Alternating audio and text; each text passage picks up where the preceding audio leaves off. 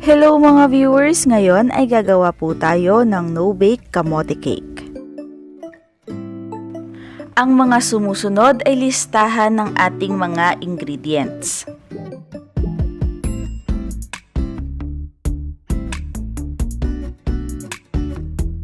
Bago po tayo magsimula, explain ko lang ang structure ng ating kamote cake para mas madali nating masundan ang recipe.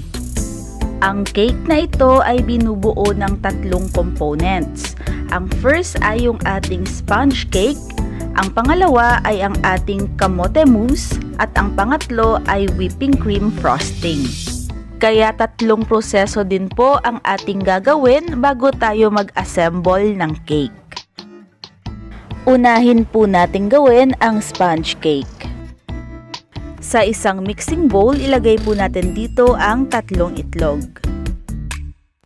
Lagyan natin ito ng calamansi juice at i-beat natin ito hanggang sa mag-triple ang volume nito. Once mag-triple na ang volume ng mga itlog, salain natin ang asukal habang inihahalo ito dito, para walang buo-buong asukal ang maisama. I-beat lang po natin ito hanggang sa ma-achieve na natin yung ribbon stage. Or kapag ka nag-drawing ka ng number 8, mahuhold niya yung shape na yon for a few minutes. Paalala po na ang pampaalsa ng sponge cake ay ang itlog at ang volume nito. Kaya importante na ma-achieve ninyo yung ribbon stage. Pag na-achieve nyo na ang ribbon stage, ilagay nyo na po dito ang harina at asin. Salain nyo po ito habang inilalagay sa itlog para smooth ang cake ninyo. Then, haluin nyo po ito gamit ang whisk para mas mabilis ma-incorporate yung mga ingredients at the same time, hindi masyadong ma-deflate ang cake batter ninyo. Kapag na-incorporate nyo ng mabuti ang mga ingredients ng ating sponge cake, i-transfer nyo na po ito sa isang 6-inch round cake pan na nilagyan ng baking paper.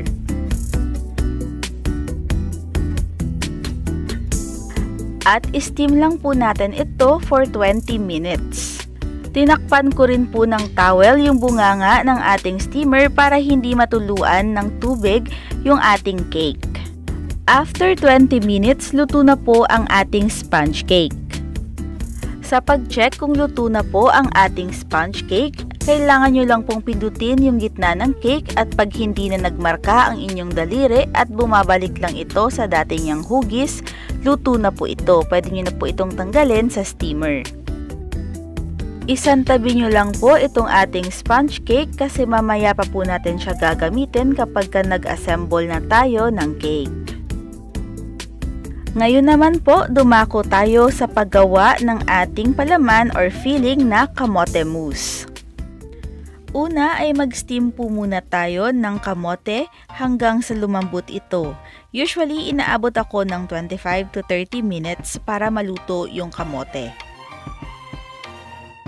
Habang niluluto natin yung ating kamote, pwede na po natin gawin ang ating custard cream. Maghiwalay po tayo ng 3 egg yolk at isantabi natin ito.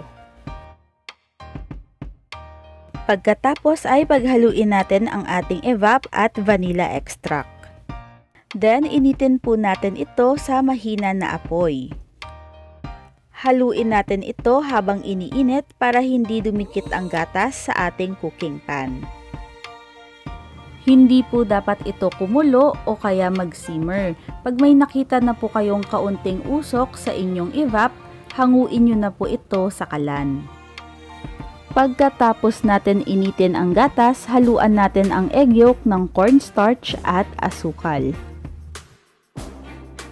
Haluin po natin ito hanggang sa well incorporated na ang ating mga ingredients. Kapag well blended na ang ating itlog, cornstarch at asukal, haluan po natin ito ng mainit na evap. At dapat constant stirring po tayo dito para hindi maging scramble egg ang ating itlog. 1/2 cup lang na mainit na evap ang inihalo ko dito sa ating itlog mixture para matunaw lang po ang cornstarch. Pagkatapos ay transfer ko din ito doon sa cooking pan na may mainit na gatas. Lutuin po natin ito sa mahina na apoy hanggang sa maging malapot na ang texture nito. Continuous lang po sa paghalo para hindi masunog ang ating evap. Alisin na natin ito sa kalan kapag lumapot na ito, and then salain natin ito para maging smooth ang texture ng ating custard cream.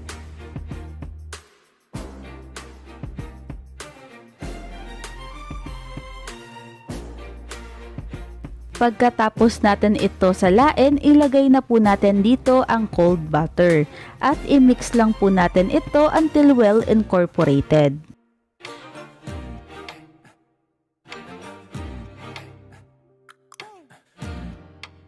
Once mahalo na natin ng mabuti ang ating cold butter, takpan na po natin ito ng plastic wrap at palamigin. Idikit nyo po yung plastic wrap sa ating custard cream kapag katatakpan nyo ito para hindi tumigas yung outer layer nito. Pagka lumamig at tumigas po kasi yung outer layer nito, hindi nyo na po yun magagamit. After natin gawin ang ating custard cream, luto na po ang ating kamote. I-mash lang po natin ito hanggang sa umabot tayo ng 2 cups na mashed kamote. Dito po nakagamit ako ng 3 kamote para makabuo ng 2 cups na mashed kamote.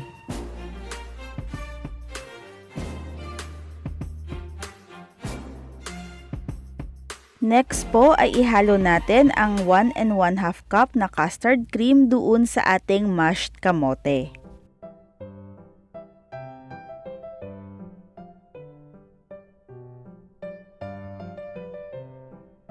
Kapag well incorporated na ang ating custard cream at mashed kamote, mag-whip naman po tayo ng ating whipping cream with sugar. I-beat lang po natin ito until umabot na siya sa stiff peak, o kapag inangat mo po yung ating mixer, naka-firm na patatsulok po ang hugis ng ating whipping cream.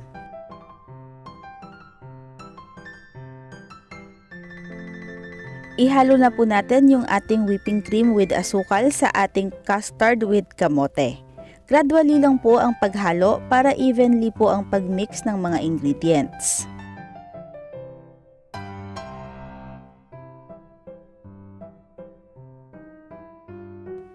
Kapag well incorporated na ang ating mga ingredients sa ating cake mousse, isantabi lang po muna natin ito para makapag-prepare sa cake assembly. Bago po tayo magsimula sa pag-assemble ng cake, tanggalan po muna natin ng dumikit na baking paper yung ating sponge cake. Pagkatapos ay hatiin natin sa dalawa ang ating sponge cake para makagawa tayo ng 2-layer cake.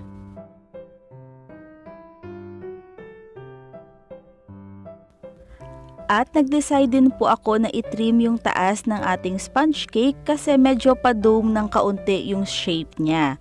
Di po talaga ito maiiwasan kasi steam yung ginamit nating method. Pero kapag binake po natin itong sponge cake, flat po ang taas nito. Sa pag-assembly po ng ating cake, gagamit po ako dito ng removable bottom na cake pan para po pantay ang pagkakasalansan ng ating cake at the same time madali lang po itong i-frosting mamaya. Sa pag-assemble po ng ating cake, una po nating ilagay sa pinaka-bottom ng cake pan ay sponge cake, and then lagyan natin ang itaas nito ng kamote mousse.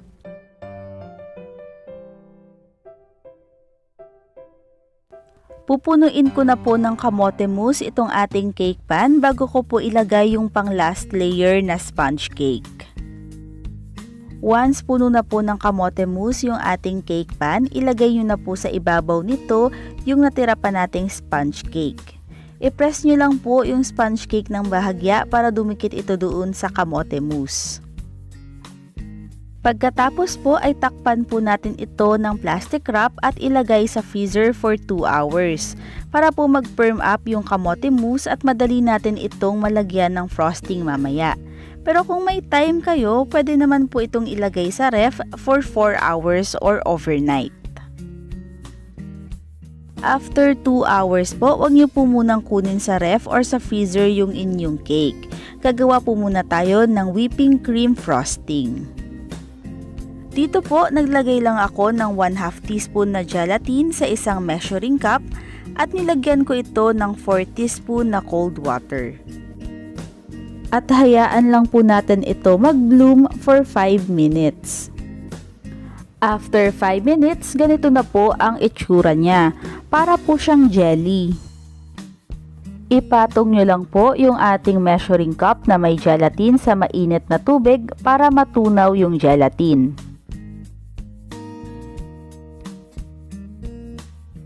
Isantabi lang po muna natin ito para lumamig. At habang pinapalamig natin yung ating gelatin, mag-beat na po tayo ng ating whipping cream at asukal until soft peak.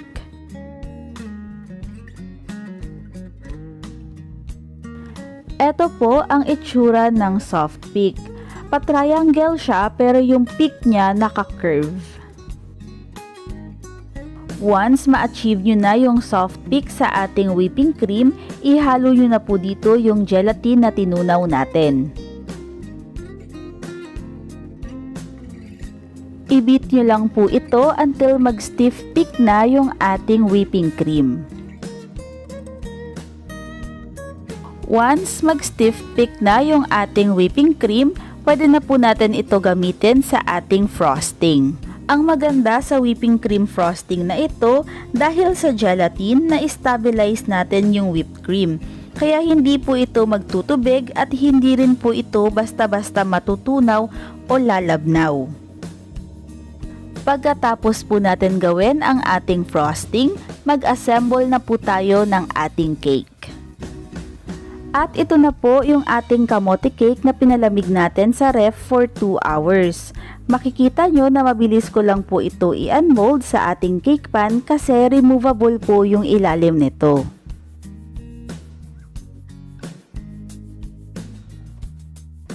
Bago po natin lagyan ng icing itong ating cake, ismoothen nyo po muna ang sides nito para po maganda yung lapat ng icing doon sa ating kamote cake.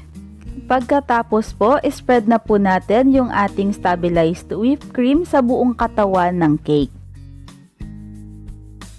Dahil medyo maraming cake crumbs itong ating kamote cake, pagkatapos ko po ito i-coat ng whipped cream, ilalagay ko ito sa freezer for 15 minutes para po mas sealed yung mga cake crumbs. After 15 minutes, ituloy na po natin ang pag-frosting ng ating cake. Sa pag-frosting po ng ating cake, i-make sure nyo lang po na pantay ang pagkakalagay ng icing doon sa ating kamote cake para po maganda ito tingnan.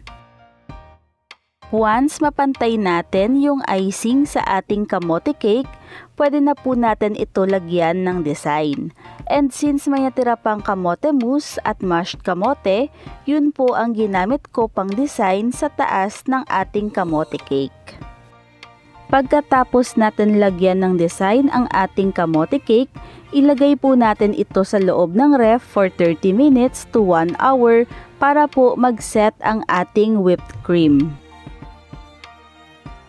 Pagkatapos po ng 1 hour, pwede na po natin ito i-serve.